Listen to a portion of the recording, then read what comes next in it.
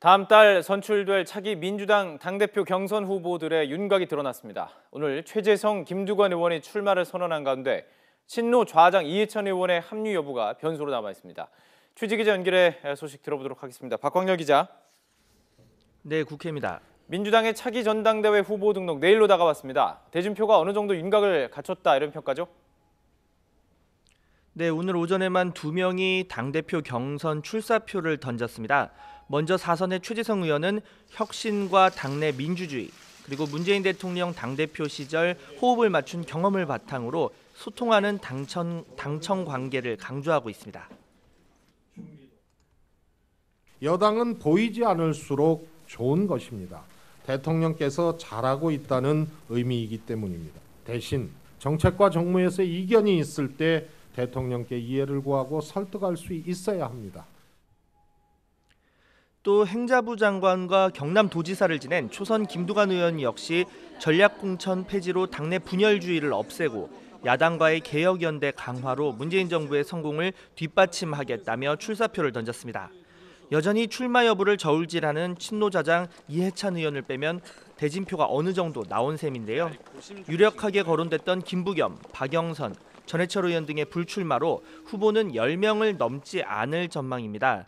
이미 출마 선언을 한 박범계, 김진표, 송영길 의원에 이종걸, 설훈, 이인영 의원 정도가 추가로 합류할 것으로 보입니다.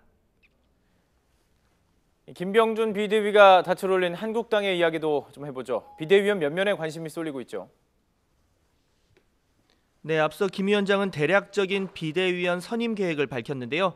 당연직인 원내대표와 정책위 의장, 거기에 초재선 의원 2명을 뺀 나머지는 일반 시민이나 시민단체 인사로 채우겠다고 언급했습니다.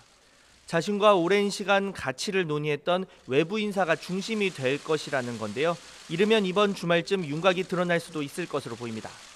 다만 당내 일부에서 김 위원장의 정치적 성향에 좌편향이라는 시각도 있는 만큼 인선 내용에 따라 코드 인사 반발 가능성도 존재합니다. 이런 가운데 오늘 오전에는 한병도 청와대 정무수석이 김 위원장을 찾아 정책으로 경쟁하는 야당을 바란다고 덕담을 건넸습니다.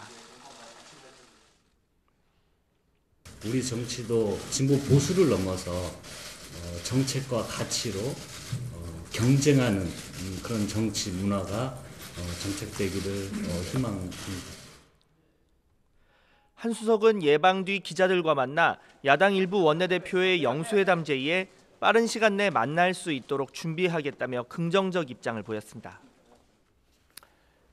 20대 국회 후반기 법무부에 대한 첫 번째 업무 보고도 진행 중입니다. 어떤 이야기가 나올까요?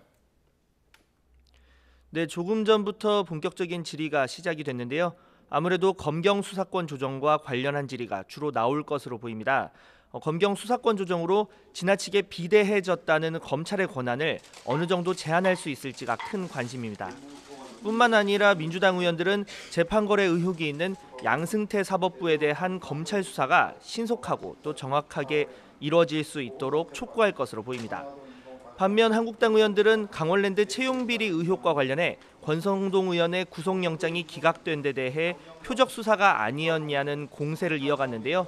이에 대해 박상기 법무부 장관은 표적 수사는 사실 무근이라고 선을 그었습니다. 오늘 법사위에서는 법무부와 함께 헌법재판소에 대한 첫 번째 업무 보고도 진행됩니다. 지금까지 국회에서 YTN 박광렬입니다.